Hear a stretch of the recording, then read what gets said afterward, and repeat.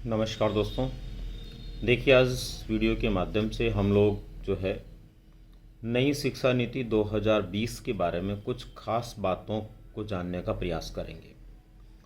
मित्रों, जैसे आपको विदित है, अभी हाल ही में नई शिक्षा नीति 2020 को लागू भी कर दिया गया है और लागू करने के साथ ही शिक्षक भर्ती परीक्षाओं से जुड़े हुए जितने भी विद्यार्थी हैं उन लोगों को इस बात का आभास भी होने लगा है कि आने वाली परीक्षाओं में निश्चित रूप से उन लोगों को शिक्षा नीति के बारे में या नई शिक्षा नीति 2020 के बारे में काफ़ी कुछ पूछा जा सकता है।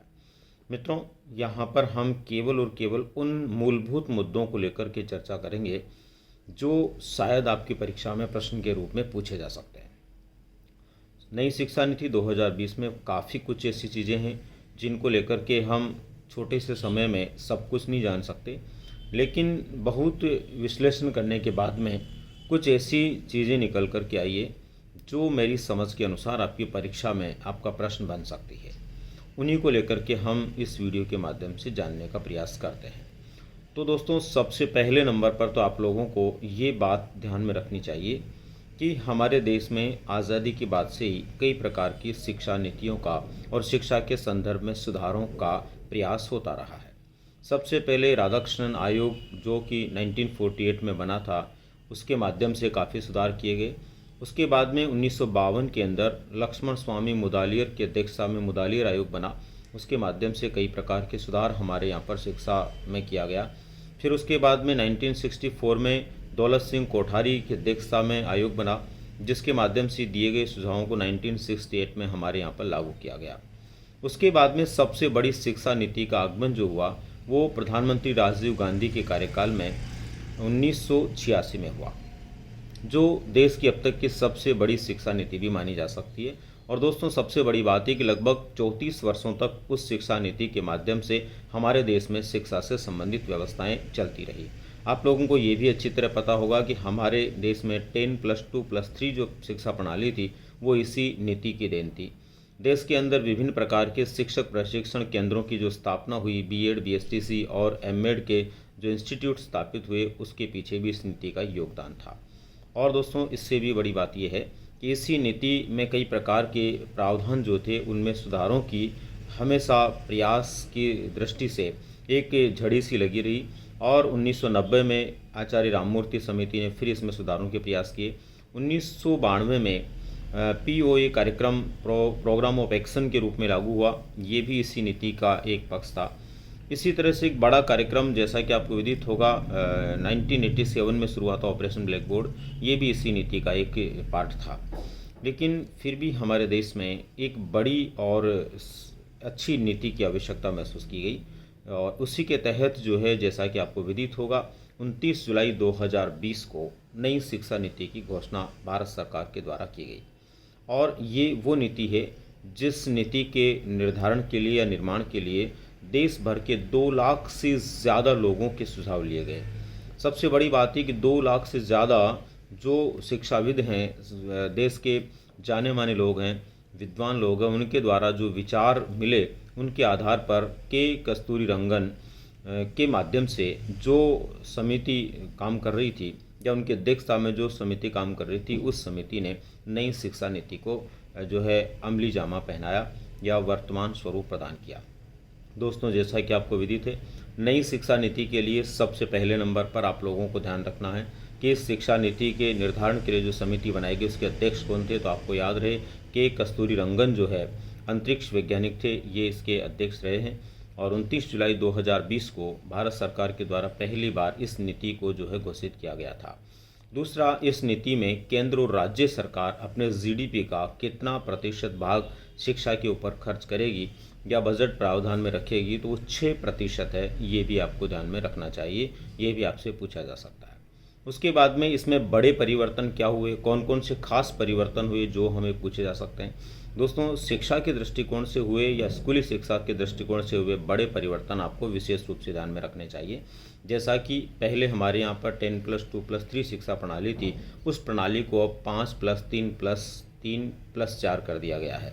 यानी कि शुरू के 5 वर्ष, जहाँ पहले 6 वर्ष की आयु में बालक को पहली क्लास में प्रवेश मिलता था, अब उसकी जगह पर सरकार ने 3 वर्ष की आयु से इसकी शुरुआत की है और 3 से लेकर 6 वर्ष की आयु तक बालक को किसी विद्यालय में नहीं बल्कि एक आंगनबाड़ी केंद्र में या फिर बालवाड़ी केंद्र में या पूर्व प्राथमिक विद्यालयों में जाना होगा, जहां पर शिक्षा को खेल खेल के माध्यम से बालक तक पहुंचाने का प्रयास किया जाएगा।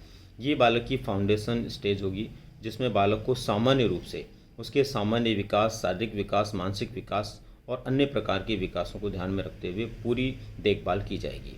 उसके बाद में इस बालक को जब ये अंतिम 2 यानी शुरू के 5 वर्ष जो हैं उनमें 3 वर्ष जो है इस प्रकार के होंगे और अंतिम 2 वर्ष 5 और 6 वर्ष की आयु में बालक जो होगा उसके लिए अलग प्रावधान रहेगा।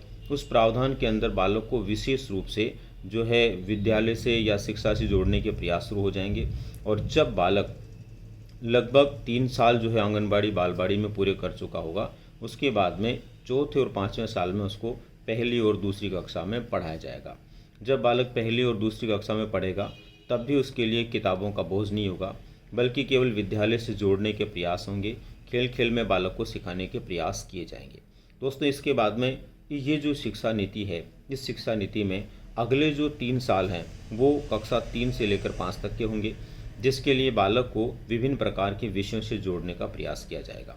और विभिन्न प्रकार के विषयों से जोड़ने के प्रयास का मतलब है बालक को गणित क्या है, भाषा क्या है, सामाजिक विज्ञान क्या है, विज्ञान क्या है, इन विषयों के संपर्क में लाने का प्रयास करेंगे और सामान्य जानकारी के साथ में बालकों को जो है विद्यालय से जोड़ा जाएगा। उसके बाद में अगला जो है मिडिल स्टेज है, उस मिडिल स्टेज के अंदर बालक को कक्षा 6 से लेकर के 8 तक पढ़ना होगा और 6 से 8 तक जब बालक पढ़ेगा तब उसको विशेष रूप से विषयों के प्रति रुचि बढ़ाने के साथ ही वो अपने जीवन में, अपने भविष्य में क्या करना चाहता है, ऐसे विशेष कार्यों से भी उसको जोड़ने का प्रयास किया जाएगा। जैसे वो शिल्प के क्षेत्र में काम करना चाहता है, कला के क्षेत्र में काम करना चाहता है, या फिर किसी क्रिएटिव आइडिया के साथ में वो नया काम करना चाहता है, कंप्यूटर शिक्षा से उसको विशेष रूप से जोड़ा जाएगा। तकनीकी को लेकर के उसको विशेष समझदार बनाने के प्रयास किए जाएंगे, ताकि बालक नौकरी के पीछे नहीं भगे और भविष्य में इन क्षेत्रों के अंदर रुचि लेते हुए इन क्षेत्रों के अंदर भी अपने आप को स्थापित करने के लिए सक्षम हो पाएँ। उसके बाद में अंतिम जो स्टेज विद्यालयों का रखा गया है वो 4 वर्ष का रखा गया, यानी 5+3+3+4 के अनुसार अंतिम चौथे वर्ष 4 साल जो होंगे उसके अंदर कक्षा 9 से लेकर 12 तक की जो कक्षाएं हैं वो शामिल की गई है। सबसे बड़ी बात ये दोस्तों कि कक्षा 9 से 12 तक की जो कक्षाएं हैं इनके अंदर जो है पहले जो एनुअल एग्ज़ाम होता था, साल में एक बार परीक्षाएं होती थी, उन परीक्षाओं को हटा करके सेमेस्टर सिस्टम कर दिया गया है ताकि बालक सत्र पर्यंत पढ़ता रहे और उसको बीच बीच में टेस्ट होने की वजह से, बीच में एक सेमेस्टर प्रणाली होने की वजह से उसको पूरे साल पढ़ने के लिए रुचि बनी रहे। इसी प्रकार से 10वीं क्लास की बोर्ड की जो परीक्षा है उसको हटाते हुए सेमेस्टर सिस्टम किया गया है और उसके स्थान पर 12वीं कक्षा के लिए केवल बोर्ड की परीक्षा रखी गई है।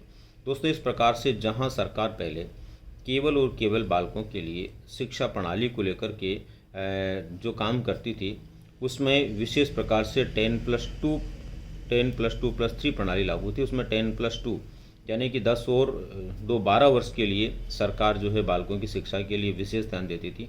अब उसकी जगह वो 15 वर्ष के लिए ध्यान देगी, क्योंकि 3 से 6 वर्ष की आयु के लिए भी सरकार अपना पूरा मानस इसके लिए बना चुकी है। इसलिए लगभग 15 वर्षों की आयु तक बालक को विशेष रूप से जो है शिक्षा से जोड़ने या शिक्षा की सार संभाल करने की जिम्मेदारी अब सरकार ने ली है। वहीं पर 3 वर्ष का बालक पहले होने के बाद इनसे जुड़ेगा आंगनबाड़ी आदि से, तो 18 वर्ष की आयु बालक की यहाँ तक हो जाएगी। उसके बाद में स्नातक की शिक्षा को लेकर के यदि हम बात करें तो स्नातक की शिक्षा में पहले क्या होता था कि 3 वर्ष की ग्रेजुएशन होती थी, उसके बाद में ही उसको डिग्री मिलती थी। उसके बीच में छोड़ने पर किसी प्रकार की कोई डिग्री का प्रावधान नहीं था। लेकिन अब इसमें ये तय कर दिया गया है कि अगर 1 साल भी बालक केवल फर्स्ट ईयर पढ़ कर के भी छोड़ देता तो उसको सर्टिफिकेट मिलेगा, 2 वर्ष पढ़ कर के छोड़ देता तो डिप्लोमा मिलेगा और 3 वर्ष पढ़कर छोड़ने के बाद में उसको पूरी डिग्री मिलेगी। उसके बाद भी कोई बालक अपनी शिक्षा को आगे जारी रखना चाहता है, रिसर्च के क्षेत्र में जाना चाहता है, तो रिसर्च के नाम से उसको चौथे वर्ष के बाद में डिग्री उपलब्ध होगी।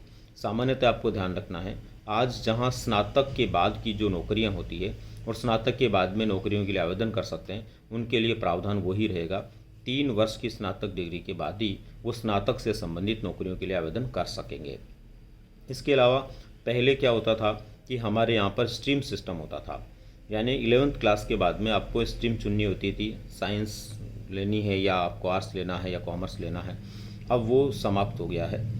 कोई भी बालक किसी भी विषय को चुन सकता है। एक बालक भौतिक विज्ञान पढ़ने के साथ में इतिहास भी पढ़ सकता है, भूगोल भी पढ़ सकता है। एक बालक कॉमर्स के किसी विषय के साथ के अंदर वो जो है राजनीति विज्ञान भी पढ़ सकता है। इस तरह की व्यवस्था इसमें कर दी गई है, बशर्ते विद्यालयों के अंदर उस प्रकार के पैनल की व्यवस्थाएं हो। तो इस तरह से जो है संभवतया सभी विद्यालयों में इस प्रकार के कुछ फिक्स पैनल्स बनाए जाएंगे, जिनके आधार के ऊपर जो है उन बालकों का प्रवेश होगा। लेकिन अब ये अनिवार्यता नहीं है कि एक बालक सभी विषय साइंस के पढ़ें या सभी विषय आर्ट्स के पढ़ें। किसी भी प्रकार के विषय को लेकर के वो अपनी पढ़ाई को आगे जारी रख सकता है।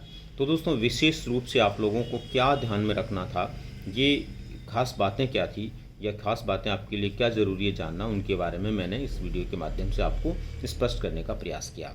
आप लोगों को निश्चित रूप से जिन बातों के बारे में हमने बातचीत की है वो स्मरण रखनी चाहिए। परीक्षा के दृष्टिकोण से इन्हीं में से संबंधित कोई प्रश्न आपसे पूछा जा सकता है। अंतिम रूप से आप लोगों को ये भी ध्यान रखना चाहिए कि जैसा कि आपको विदित हो ऐसा पूछा जा सकता है, 21वीं सदी की शिक्षा को लेकर के प्रधानमंत्री मोदी ने सबसे पहले अपना विचार कब प्रकट किया था। तो सबसे पहले 10 सितंबर 2020 को एक विशेष प्रकार का 2 दिवसीय कार्यक्रम रखा गया था 21वीं सदी की शिक्षा को लेकर के। उसके समय में अपना जो है संबोधन नरेंद्र मोदी ने इसके लिए दिया था।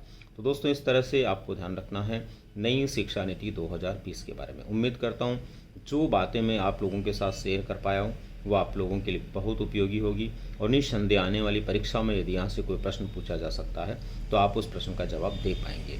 एक बार फिर से आपको ध्यान रखना है, अब शिक्षा प्रणाली जो है नई शिक्षा नीति के अनुसार लागू कर दी गई है, और इसके अनुसार अब हमारी जो पहले की 10+2+3 प्रणाली थी वो बदल करके 5+3+3+4 के रूप में हो गई है। और इसी के आधार पर हमारी शिक्षा से संबंधित जो नीतियां हैं, शिक्षा से संबंधित व्यवस्थाएं हैं वो लागू होंगी। परीक्षाएं कहाँ किस प्रकार से होंगी ये सब आपको ध्यान में रखना चाहिए। और दोस्तों, एक बात और आपको ध्यान रखना चाहिए, नई शिक्षा नीति में एक नई बात जो है वो विशेष रूप से ये है कि अब 2030 के बाद जो भी टीचर्स बनेंगे उनके लिए अनिवार्य होगा कि वो जो हमारे वर्तमान समय में ग्रेजुएशन के साथ में बीएड का जो कोर्स होता है, यानी बीए बीएड होता है, बीएससी बीएड होता है, इस तरह का पाठ्यक्रम करने वाले लोगों को ही 2030 के बाद शिक्षक भर्ती के लिए योग्य माना जाएगा। तो इसके लिए भी आप लोगों को विशेष रूप से गौर करने की आवश्यकता है। तो ठीक है दोस्तों, निश्चित रूप से आपको ये सारी बातें उपयोगी लगी होगी, समझ में आई होगी। इसी आशा और उम्मीद के साथ मैं अभी आपसे विदा लेता हूँ। मिलते हैं अगले वीडियो में। धन्यवाद।